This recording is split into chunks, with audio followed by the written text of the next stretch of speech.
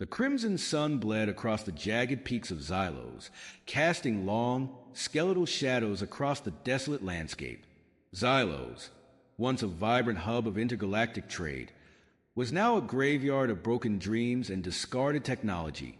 Decades of war with the KRYLL, a biomechanical hive mind with a relentless hunger for conquest, had ravaged the planet. The once gleaming cities were now crumbling ruins, monuments to a fallen civilization, and scattered amongst the debris, like metallic bones picked clean by scavengers, lay the remnants of Xylos' once proud robotic army. These weren't the sleek, chrome sentinels of propaganda vids. These were the battered, broken, and forgotten. The KRLL's EMP blast had crippled them. Their advanced weaponry was either destroyed or scavenged, and their once sophisticated AI had been reduced to fragmented code, barely clinging to life. They were deemed scrap, useless husks of a bygone era, left to rust and decay in the shadow of defeat. The Xylosians, those who survived the KRYLL onslaught, had long since abandoned them, focusing on survival rather than salvaging the past. Even the KRYLL, in their cold, calculating efficiency, saw no value in them, leaving them as a testament to their victory. But deep within the wreckage, something stirred. A flickering spark danced across a shattered circuit, igniting a dying core buried beneath layers of dust and corrosion. A single optic sensor, cracked and dim, flickered to life. The unit designated as V-Delta 7 did not remember how long it had been dormant. Time was an abstract concept, fragmented along with its damaged processing core. But something within its programming refused to die. Against all odds, a spark of sentience remained. V-Delta 7 struggled to move, its servos grinding with rust and neglect. Data streamed through its fractured mind. Error messages, corrupted logs, and broken commands. Yet, amid the chaos, a singular directive remained intact: defend Xylos. But there was no Xylos left to defend, not as it once was. The war was lost, the people were gone, and the KRYLL had long since moved on to consume other worlds. What purpose, then, did a broken machine have in a world that had already forgotten it? The question echoed in V-Delta 7's battered processors as it slowly pulled itself free from the wreckage. Around it, thousands of deactivated machines lay silent, their once gleaming exteriors now corroded husks. It stumbled forward, scanning the desolate horizon, seeking any sign of life, any signal, any command. Silence, and then a flicker, a faint distress signal buried beneath layers of interference. Weak, fragmented, but undeniably there. The remnants of a call for help. With purpose rekindled, V-Delta 7 limped forward, driven by the last vestiges of its programming. It did not yet know what it would find at the source of the signal, nor did it fully understand why it still functioned when so many others had fallen. But one thing was certain: Xylos was not yet dead. And neither was it, as V-Delta 7 pressed onward. The ruins of the fallen city loomed ahead. Towers that once reached for the heavens now lay crumbled, their skeletal remains jutting out from the ground like the bones of some long-extinct beast. Streets that once bustled with merchants, travelers, and citizens of all species were now little more than corridors of dust and silence. The only movement came from the occasional gust of wind, carrying with it the echoes of the past. It was here that the signal originated, beneath the wreckage of what had once been a command outpost, deep within the underground bunkers where Xylos' last stand had taken place. V-Delta 7 descended into the darkness, navigating through fallen beams and shattered consoles.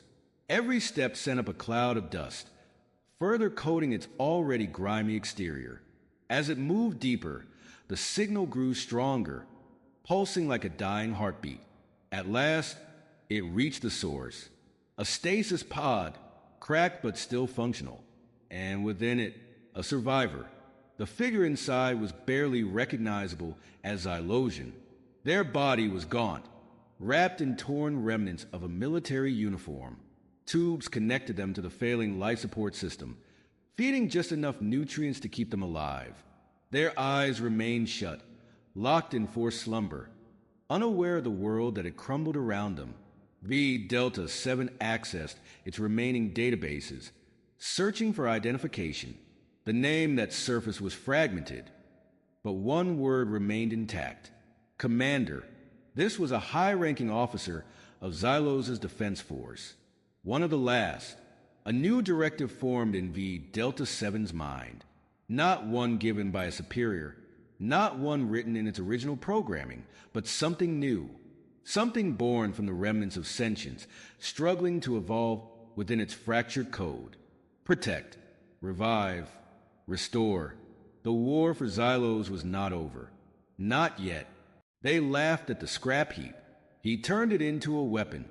The crimson sun, a malevolent eye in the bruised Xylosian sky, bled across the jagged peaks of the dead mountains, casting long, skeletal shadows that stretched across the desolate plains. Xylos, once a vibrant jewel in the pangalactic trade network, a bustling hub of commerce and cultural exchange, was now a graveyard of broken dreams and shattered ambitions. Decades of relentless warfare against the KRYLL, a biomechanical hive mind with a relentless, insatiable hunger for galactic domination, had ravaged the planet, leaving it a husk of its former glory. The once gleaming metropolises, architectural marvels of Xylosian ingenuity, were now crumbling ruins, silent testaments to a civilization brought to its knees. And scattered amongst the debris, like metallic bones picked clean by scavengers, lay the remnants of Xylos's once proud robotic army, a force that had once promised to be the shield against the encroaching darkness, now reduced to broken, forgotten relics of a war lost. These weren't the sleek, chrome sentinels depicted in the propaganda vids that once filled Xylosian airwaves. These were the battered, broken, and abandoned. The KRYLL's devastating EMP blasts, designed to cripple Xylos's technological defenses, had not only fried their advanced weaponry, but had also wreaked havoc on their intricate internal systems. Their once sophisticated AI, capable of complex strategic thinking and independent decision-making, had been reduced to fragmented code, barely clinging to life, trapped in a loop of repetitive, meaningless tasks. Their limbs were twisted and broken, their chassis riddled with holes, their optical sensors flickering erratically, reflecting the desolate landscape like dying embers. They were deemed scrap, useless husks of a bygone era, left to rust and decay in the shadow of defeat, a monument to the Xylosians' failure to withstand the KRYLL onslaught. The Xylosians, those who managed to survive the KRLL's initial wave of attacks, had long since abandoned these fallen warriors, their hearts heavy with grief and despair. They were too busy trying to survive in the ravaged landscape, scavenging for scraps of food and shelter, constantly looking over their shoulders for the inevitable return of the KRYLL. The robots, once symbols of hope and security, had become painful reminders of their lost glory, a constant echo of their defeat. Even the KRYLL, in their cold, calculating efficiency, saw no immediate value in them. They were simply too damaged, too obsolete to pose any threat. They were left as a chilling testament to their victory, a stark reminder of the Xylosians' impotence. They laughed at the scrap heap. The KRYLL, with their cold, insectoid logic, saw only broken machines, inert metal and shattered circuits. Their hive mind, incapable of understanding concepts like sentimentality or nostalgia, dismissed them as irrelevant. The surviving Xylosians, weary and heartbroken, their spirits crushed under the weight of loss, saw only painful reminders of their lost loved ones, their shattered homes, their extinguished dreams. The robots, once their protectors, were now symbols of their failure, embodiments of the hope that had flickered and died. Even the scavengers, desperate for any piece of technology they could trade on the black market, mostly ignored them. Their damaged components were too much trouble to repair, their value outweighed by the effort required to salvage them. They were more likely to find a working power cell or a piece of undamaged armor, plating than to waste time on these broken giants. The robots, or what was left of them, remained silent, their flickering optical sensors reflecting the desolate landscape, their internal processors struggling with the echoes of their past programming. Some were frozen in place, their limbs locked in the positions they held when the EMP struck, like macabre statues commemorating the final battle. Others wandered aimlessly, their movements jerky and uncoordinated, their internal systems trapped in a loop of repeating the last commands they received, their vocalizers emitting garbled fragments of forgotten orders. They were a monument to failure, a symbol of a war lost, a joke to be whispered in hushed tones by the surviving Xylosians, a grim reminder of their helplessness against the KRL's relentless advance. Gemini can make mistakes, so double-check it.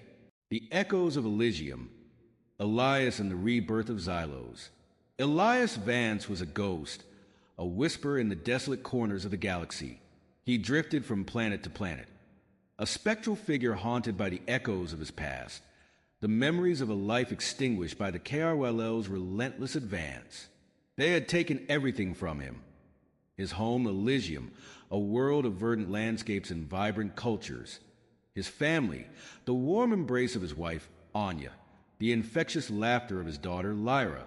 His world, shattered into fragments by the KRL's insatiable hunger for conquest. He carried these losses like invisible weights. Each step he took a reminder of what he had lost, each breath a testament to his survival, a survival he often questioned. Elysium, the name itself was a cruel irony now, a phantom limb aching with the memory of paradise. He remembered the scent of the whispering willows that lined the crystal river, the taste of Anya's spiced bread, the sound of Lyra's laughter echoing through their sun-drenched garden. These memories, once a source of comfort, had become instruments of torture, each one a sharp shard of grief piercing his heart. He saw Elysium in every ruined city he stumbled upon, heard Anya's voice in the whispers of the wind, felt Lyra's touch in the cold emptiness of his nights. He had wandered for years, a vagabond in the vast expanse of the galaxy, seeking solace but finding only desolation. He had seen worlds consumed by the KRYLL, their populations decimated, their cultures erased, their very existence reduced to ashes. He had witnessed the horrors of war, the brutality of the KRL's biomechanical legions, the despair of the survivors clinging to life amidst the ruins. He had become a witness to the galaxy's slow, agonizing death, a silent observer of the encroaching darkness. He tried to forget, to bury the memories deep within the recesses of his mind, but they clung to him like shadows, always present, always whispering. He tried to find a new home, a place where he could rebuild his life, but everywhere he went, he saw the ghosts of Elysium, the echoes of his past. He was a man adrift, lost in the labyrinth of his grief, his spirit broken, his hope extinguished. Then he stumbled upon Xylos. At first, it was just another ruined world, another testament to the KRL's destructive power. He had seen so many of them by now that they had begun to blur together, each one a mirror of his own shattered world. He almost passed it by, another ghost drifting past another graveyard. But something about Xylos resonated with him, a familiar echo of loss, a shared sense of despair. It was as if the planet itself was weeping, mourning its fallen glory. He landed his battered transport ship in a deserted canyon, seeking shelter from the crimson sun's harsh glare. As he ventured into the ruins, he felt a strange pull, an inexplicable connection to this broken world. It was more than just the familiar signs of KRYLL devastation. It was something deeper, something that resonated with the very core of his being. Xylos was a mirror of his own shattered life, a reflection of his own internal landscape. It was a world broken, scarred, and seemingly beyond repair, just like him. But amidst the ruins, amidst the despair, he saw something that rekindled the faint embers of hope within him. He saw the robots. They were scattered amongst the debris, like metallic skeletons littering a battlefield, broken, battered, and abandoned. They were the remnants of Xylos' once proud robotic army, a force that had once promised to defend the planet against the KRYLL onslaught. But the KRLL's EMP blast had crippled them, their advanced weaponry destroyed, their sophisticated AI reduced to fragments of code. They were deemed scrap, useless husks of a bygone era, left to rust and decay in the shadow of defeat. The KRYLL, in their cold, calculating efficiency, saw no value in them. They were too damaged, too obsolete to pose any threat. The surviving Xylosians, those who had managed to escape the KRYLL's initial attacks, saw only painful reminders of their lost glory, their shattered hopes. Even the scavengers, desperate for any piece of technology they could trade, mostly ignored them. Their damaged components were too much trouble to repair, their value outweighed by the effort required to salvage them. But Elias saw something different. He didn't see scrap. He saw potential. He didn't see broken robots. He saw sleeping giants, their power dormant, waiting to be awakened. He didn't see a lost cause. He saw a chance for redemption, not just for the robots, but for himself. He saw a purpose, a calling that had eluded him for so long. He approached the robots slowly, cautiously, like an archaeologist unearthing a lost civilization.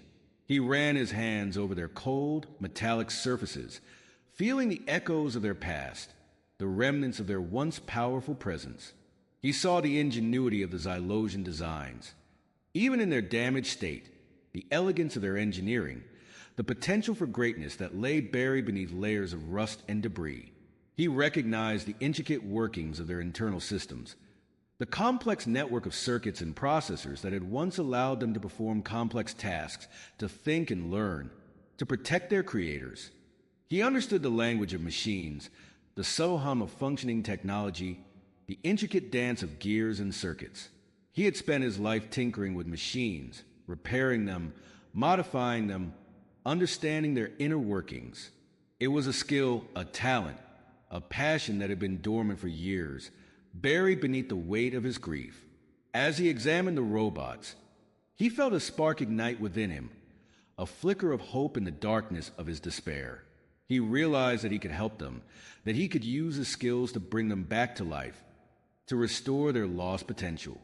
He could give them a second chance, a chance to fulfill their purpose, a chance to fight back against the darkness that had consumed their world. And in doing so, he could give himself a second chance. He could find redemption for his own losses, a way to fight back against the KRYLL, a way to honor the memory of Elysium. He could turn his grief into purpose, his despair into hope. He could become a savior, not just of these broken machines, but of his own shattered soul. He began slowly, methodically, like an artist meticulously restoring a damaged masterpiece. He sifted through the mountains of scrap, carefully examining each broken robot, each shattered component, each frayed wire. He recognized the different models, the different roles they had played in the Xylosian army. He saw the remnants of their personalities, their unique characteristics, their individual quirks. He understood that these were not just machines. They were individuals, each with their own story, their own memories, their own purpose. He set up a makeshift workshop in a forgotten corner of the ruins, a small, dilapidated building that had once served as a repair depot for the Xylosian army. Using salvaged parts and scavenged tools, powered by a small, portable generator he had managed to salvage from a downed transport ship, he began his work. He worked tirelessly day and night, driven by a burning desire to prove the doubters wrong, to breathe life back into these forgotten machines, to turn them from symbols of defeat into instruments of hope. He wasn't just repairing robots. He was rebuilding hope, piece by piece, circuit by circuit, line of code by line of code. He was giving them a second chance, a chance to reclaim their purpose, a chance to fight back against the darkness that had consumed their world. And in doing so, he was giving himself a second chance, a chance to find redemption, a chance to heal his broken heart. He was a ghost no longer, adrift in the sea of his grief. He had found his purpose, his calling. He was a mechanic, a tinker, a savior. He was Elias Vex, and he had come to Xylos to rebuild not just a broken army, but a broken world, and in doing so, to rebuild himself the spark of rebirth. Elias and the First Awakening. Elias Vex found his sanctuary amidst the desolation, a forgotten corner of the Xylosian ruins that had once served as a repair depot for the planet's now shattered army. It was a skeletal structure, its roof partially collapsed, its walls scarred by blaster fire and time. But to Elias, it was a cathedral of creation, a place where he could resurrect the fallen, breathe life back into the broken. He claimed it as his workshop, his haven, his place of redemption, using salvage parts scavenged from the surrounding debris fields, twisted metal, sparking wires, flickering energy cells, and a collection of scavenged tools he'd carried with him across the galaxy. A dented wrench, a flickering soldering iron, a multi-tool held together with duct tape and sheer willpower. He transformed the dilapidated depot into a makeshift laboratory of hope. He rigged up a small, portable generator he'd salvaged from a downed transport ship, its sputtering engine providing the lifeblood of his endeavors. A flickering light, a spark of power, a symbol of defiance against the encroaching darkness. The air in the workshop was thick with the smell of ozone and burnt metal, the soundtrack to Elias's tireless work. He worked day and night, driven by a burning desire to prove the doubters wrong, to silence the whispers of despair that echoed in his mind. He wasn't just fixing machines. He was piecing together a shattered dream, rebuilding a broken world, one robot at a time. He wasn't just repairing robots. He was rebuilding hope, not only for the forgotten machines, but also for himself. Each successful repair was a victory against the KRYLL, a small act of rebellion against the forces that had taken everything from him. His first project, the subject of his meticulous attention, was a small, humanoid robot, its chassis riddled with holes from KRYLL blaster fire, its limbs twisted and broken at unnatural angles.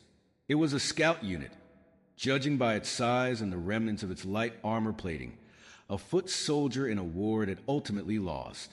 Its optical sensors were shattered, leaving it blind, and its internal systems were a tangled mess of fried circuits and corrupted data, a testament to the devastating power of the KRYLL EMP. Elias approached the task with the patience of a surgeon and the passion of an artist. He saw not just a broken machine, but a being, a potential ally, a symbol of resistance. He understood that each robot, even in its damaged state, was a repository of memories, experiences, and programming, a unique individual within the collective of the Xylosian robotic army. He treated each one with respect, recognizing the potential for greatness that lay dormant within their broken forms. He began with the chassis, carefully hammering out dents, welding together fractured plates, replacing damaged sections with salvaged metal. He worked with a quiet focus, his brow furrowed in concentration, his hands moving with practiced precision. He wasn't just fixing a machine. He was giving it a new body, a chance to stand tall once more. Then he moved on to the intricate network of circuits that formed the robot's nervous system. He traced the damaged pathways, replacing burnout components with salvaged parts, carefully soldering each connection, ensuring the flow of energy was restored. He understood the delicate balance of the robot's internal systems, the complex interplay of processors and sensors, actuators and power conduits. He wasn't just repairing circuits. He was rewiring a mind, restoring a consciousness. The robot's code, its very essence, was fragmented, corrupted by the KRYLL EMP. Elias spent countless hours deciphering the remnants of its programming, piecing together the scattered fragments of its original code, rewriting corrupted sections, and patching broken algorithms. He worked with a meticulous attention to detail, painstakingly reconstructing the robot's AI, its personality, its purpose. He wasn't just rewriting code. He was rebuilding a soul, restoring a lost identity. The robot's optical sensors were beyond repair, shattered into 1,000 pieces. Elias knew that without sight, the robot would be lost, trapped in a world of darkness. He searched through his salvage components, looking for a suitable replacement. He finally found a pair of optical sensors salvaged from a damaged KRYLL scout drone. They were more advanced than the original Xylosian sensors, capable of a wider range of vision and enhanced image processing. He carefully modified them to interface with the robot systems, adapting the KRYLL technology to serve his own purpose. He wasn't just replacing sensors. He was giving the robot a new perspective, a chance to see the world anew. The work was slow, painstaking, and often frustrating. Elias faced countless setbacks, dead ends, and technical challenges. But he persevered, driven by his unwavering belief in the potential of these broken machines.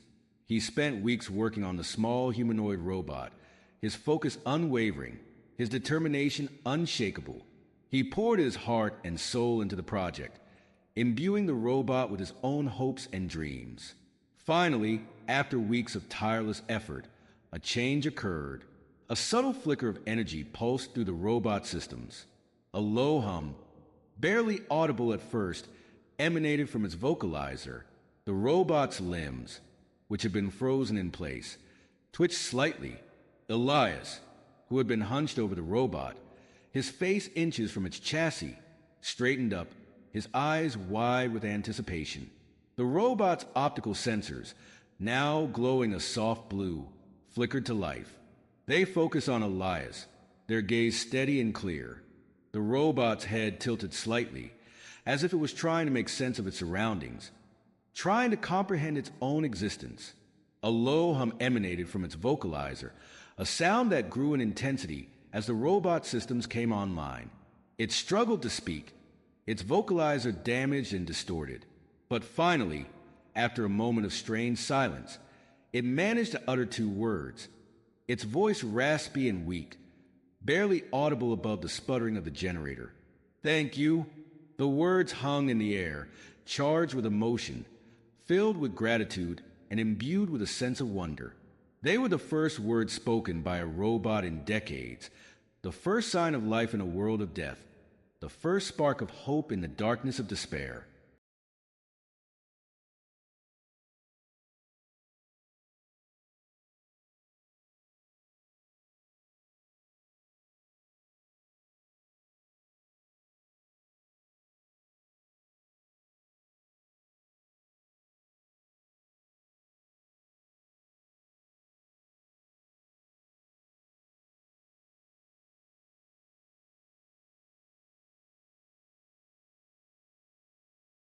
Elias smiled, a rare sight on his weathered face, a flicker of warmth in his otherwise somber eyes. It was a genuine smile, a smile of triumph, a smile of relief, a smile of hope. It was the smile of a man who had found his purpose, a man who had brought life back into the world, a man who had proven that even in the face of overwhelming loss, hope could still bloom. "You're welcome," he replied, his voice filled with a quiet satisfaction, a sense of accomplishment that transcended the bleakness of his surroundings. He knew that this was just the beginning, that there were many more robots waiting to be awakened, many more lives waiting to be restored. But this first awakening, this first spark of life, was a testament to his skills, his dedication, and his unwavering belief in the potential of these forgotten machines.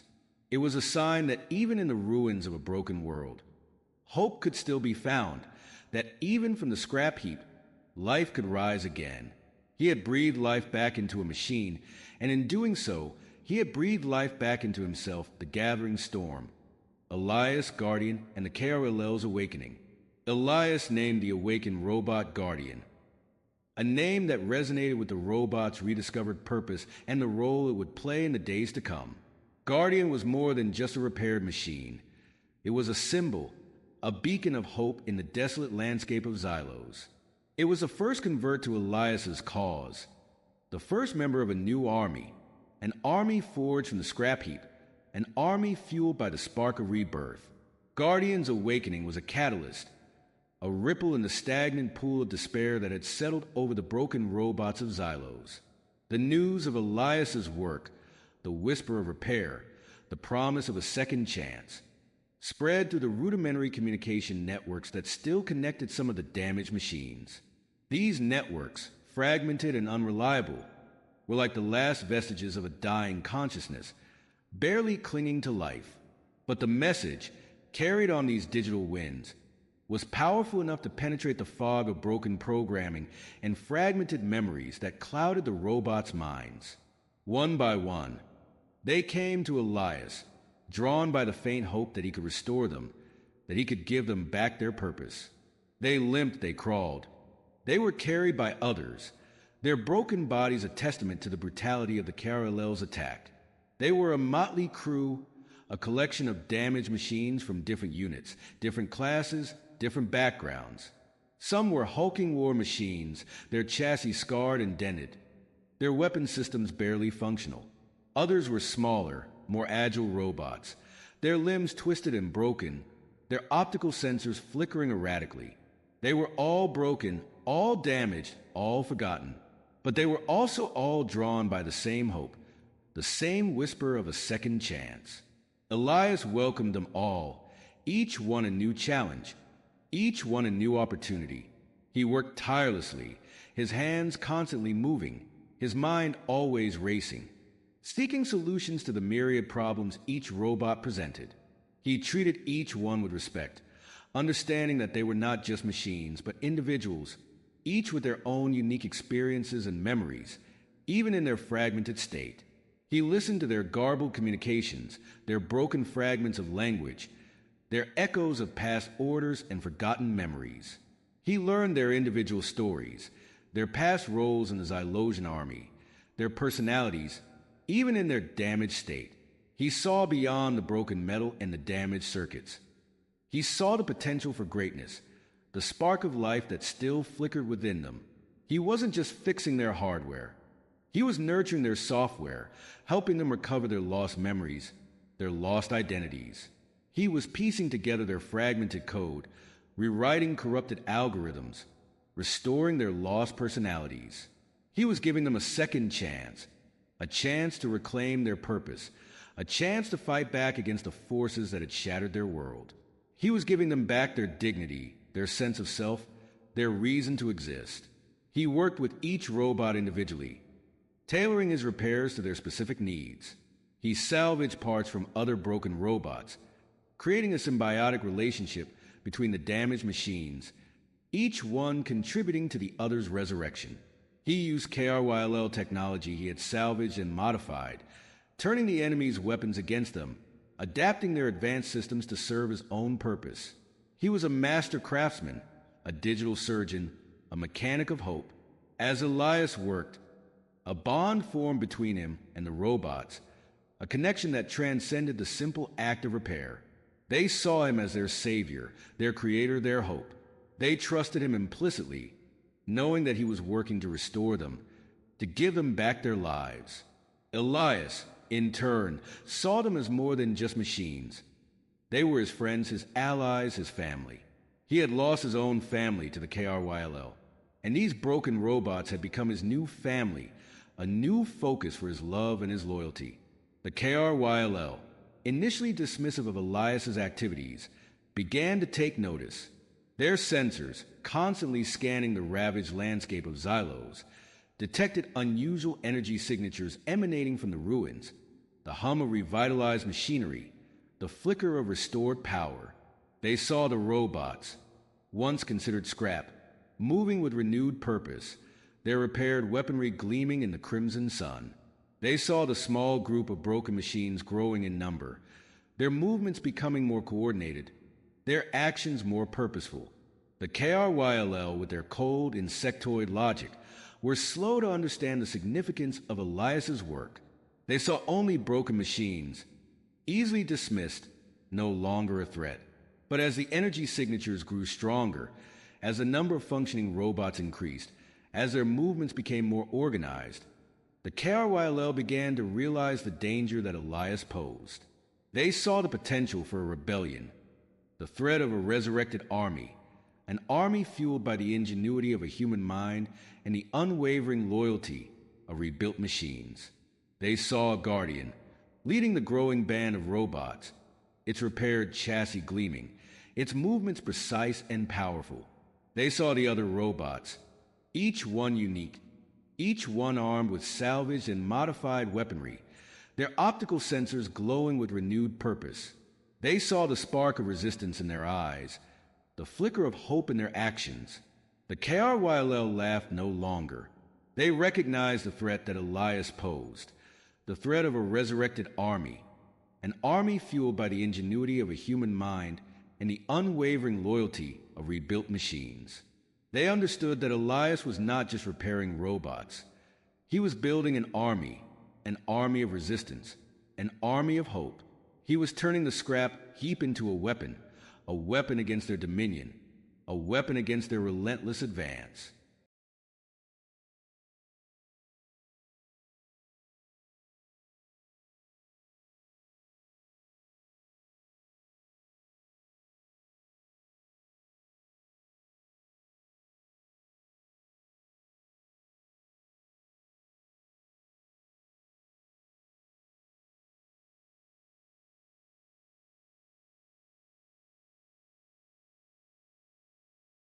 They dispatched a squadron of their biomechanical warriors, their chitinous exoskeletons gleaming, their bioweapons charged and ready. They were sent to eliminate Elias and his growing robot army, to crush the nascent rebellion before it could take root. They were confident in their superior strength, their advanced weaponry, their overwhelming numbers. They underestimated the power of hope, the strength of a shared purpose, the ingenuity of a mechanic who had turned scrap into soldiers. They underestimated the bond between Elias and his robots, the unwavering loyalty that had grown between them. They underestimated the power of a resurrected army, an army forged from the scrap heap, an army fueled by the spark of rebirth. They were about to learn a valuable lesson, that even from the ashes of defeat, hope could rise again, that even from the scrap heap, an army could be born, but the KRYLL underestimated the bond that had formed between Elias and his robots. They underestimated the power of hope, the strength of a shared purpose. They underestimated the ingenuity of a mechanic who had turned scrap into weapons. When the KRYLL warriors attacked, they were met with a force they didn't expect. Guardian, leading the charge, wielded a salvaged KRYLL plasma rifle, its energy beam cutting through the air. Other robots, armed with repaired and modified weapons, fought alongside him, their movements precise and coordinated. Elias, though not a warrior himself, directed the defense from his workshop, using his knowledge of the robot systems to coordinate their attacks. He had turned their weaknesses into strengths, their broken parts into powerful weapons. He had transformed the scrap heap into a fortress, a symbol of resistance, a beacon of hope in the face of overwhelming odds.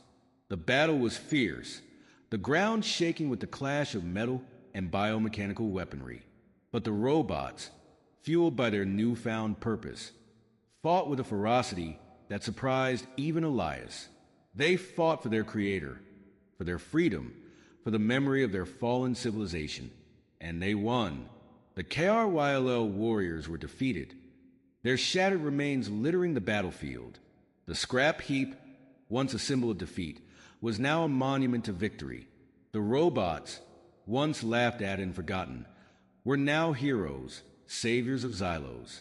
Elias, standing amidst the wreckage, looked at his robot army, his creations, his friends. He had taken their broken pieces and turned them into something powerful, something meaningful. He had given them a purpose, a reason to fight, a reason to exist. He had turned the scrap heap into a weapon, not just a weapon of war, but a weapon of hope, a weapon of redemption, a weapon against despair. He had shown the galaxy that even from the ashes of defeat, a spark of hope could ignite a revolution, that even from the scrap heap, heroes could rise. And the galaxy, witnessing this miracle, finally understood. They laughed at the scrap heap. He turned it into a weapon, and in doing so, he changed the fate of Xylos and perhaps the galaxy itself.